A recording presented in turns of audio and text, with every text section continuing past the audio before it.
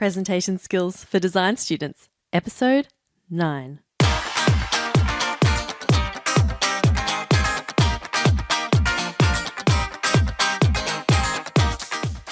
Hello and welcome to Presentation Skills for Design Students. My name's Christina Canters, and this is the podcast dedicated to helping design students everywhere improve their presentation and communication skills. It doesn't matter if you do architecture, interiors, landscape, fashion design, graphics, there's something we can all do to become confident, creative communicators. So get ready to take your next presentation to a whole new level. Oh, hi everyone and welcome back. Firstly, I'd just like to wish you a very, very happy new year. I must say I am very excited for 2014 and I have big plans for this podcast. Yes, it's going to get bigger and be better than ever because I just want to make it amazing for you. Now, just on a side note, I was cycling home from CrossFit earlier this evening and a bug flew into my mouth and lodged itself in my throat. And it's still there and I can't get it out. And I ate food and I drank lots of water and it's still stuck there and I don't know what to do about it. It's really quite inconvenient. I'm a little bit annoyed. So I really hope it doesn't affect my voice as I'm recording this for you. Oh dear. So anyway, it's a brand new year. Of course, we all love starting afresh and setting ourselves new goals and new resolutions.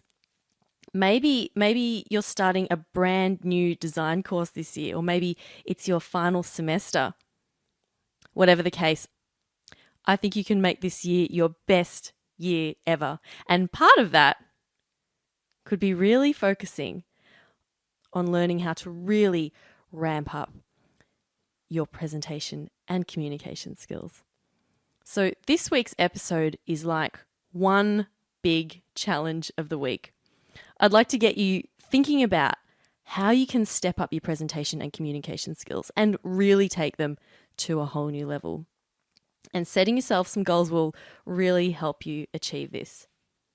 Now, I'm a big fan of setting goals. It helps keep me focused and I know what I'm working towards.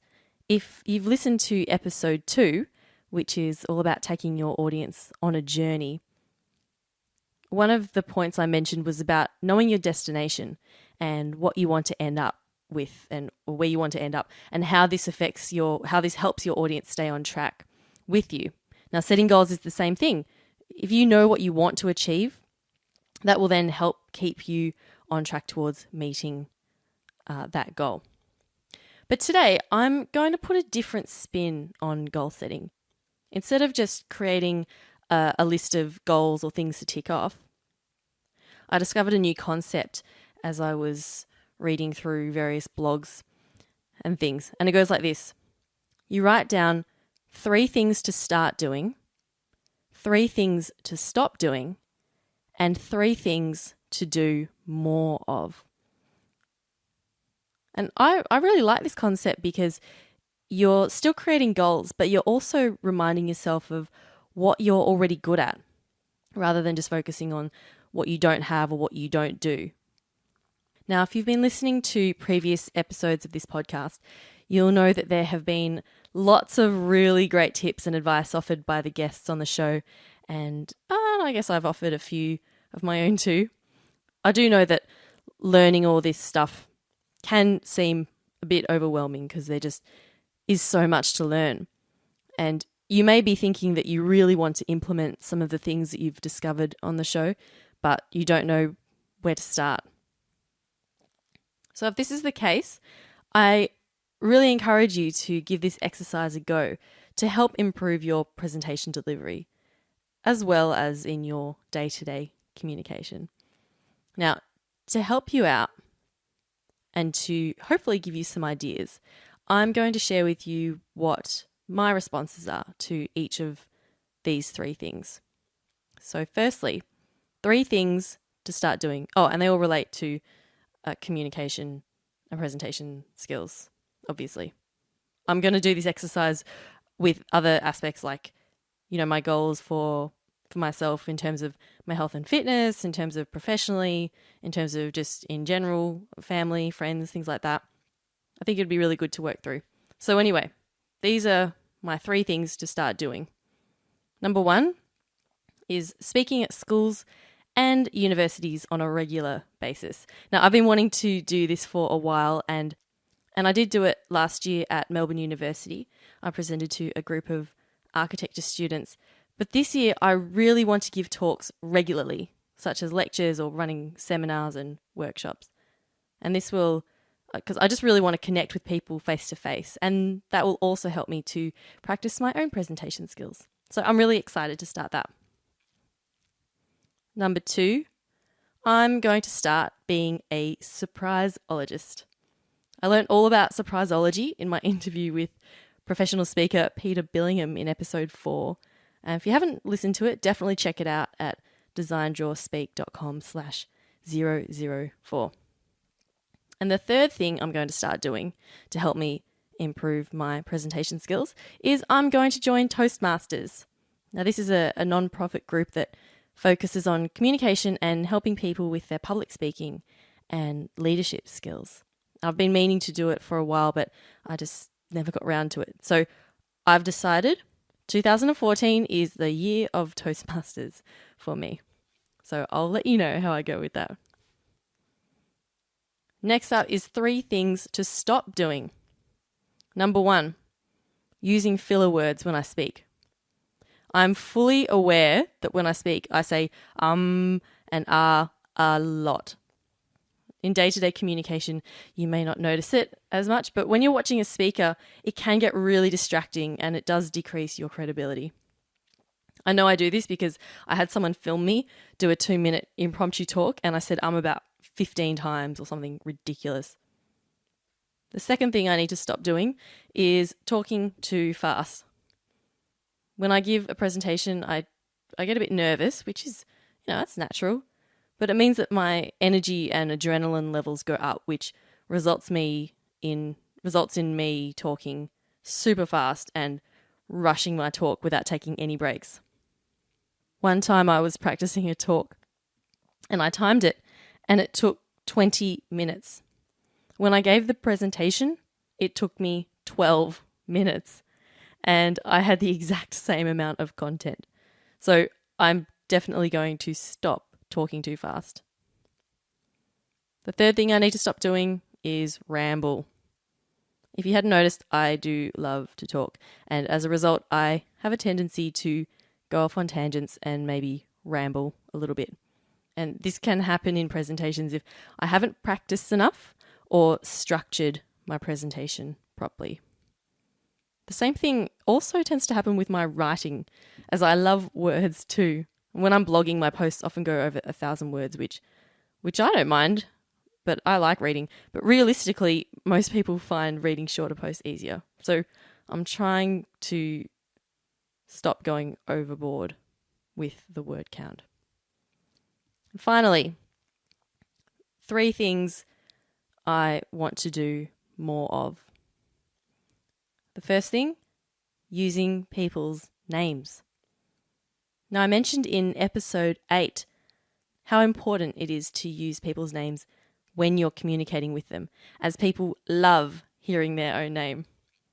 And it helps others to look upon you more favourably. I've been practicing this. I was in the bank the other day and read the teller's name badge. So as I left, I said, "Thanks, Vivian." I don't know what effect that had, but hey, at least I practiced it. But then I was at home and then my housemate came in and I just said, "Hey." See how easy it is to forget? So it's definitely something I'm going to keep practicing doing more of. The second thing I want to do more of is paying attention to my body language when I speak. Did you know that about 90% of any message is conveyed through non-verbal forms of communication? Now, there are various interpretations of this statistic, but whatever the case, it's a lot. I think I'm already all right with my posture and how I stand and using hand gestures and all that. But considering how important it is, I would like to learn more about this and how it can help me communicate my message more effectively.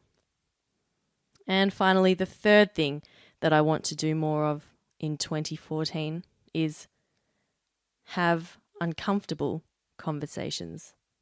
Now, that might sound a bit odd, but to become a better presenter and communicator, I've been trying to have uncomfortable conversations. That is, conversations with people with who I wouldn't usually talk to, like my taxi driver or the guy at 7-Eleven or a random person in the lift. It's people who it's just easy to just not talk to. Now, I got this concept from Tim Ferriss, who in his book, The 4-Hour Work Week, wrote that a person's success can be measured by the number of uncomfortable conversations they're willing to have. So this means that if you're willing to get out of your comfort zone, you can achieve great things. So if I can get better at talking to random people and having these uncomfortable conversations, hopefully that will help me when I'm then presenting to a group or coaching someone who I may have met for the first time. So there you have it, a different approach to goal setting for 2014. I strongly encourage you to try it out for yourself. Just write down 3 things to start doing, 3 things to stop doing, and 3 things to do more of. If you'd like to share your responses, I'd love to hear them. You can just post them in the comments section in the show notes, which are at designdrawspeak.com/009. I'd be really interested to hear what your communication goals are for 2014. Well, I hope that's been a little bit of inspiration for you to think about what it is or how you can improve with your skills this year. If you haven't already, subscribe to the podcast. Just head on over to designdrawspeak.com. Follow the links to iTunes where you can subscribe, and of course, I would very much appreciate it if you could leave a rating and review. Only if you've enjoyed this episode, of course. But I would very much appreciate that. Just helps the podcast get discovered by more awesome people like yourself. Anyway, this has been Presentation Skills for Design Students, helping you become a confident, creative communicator.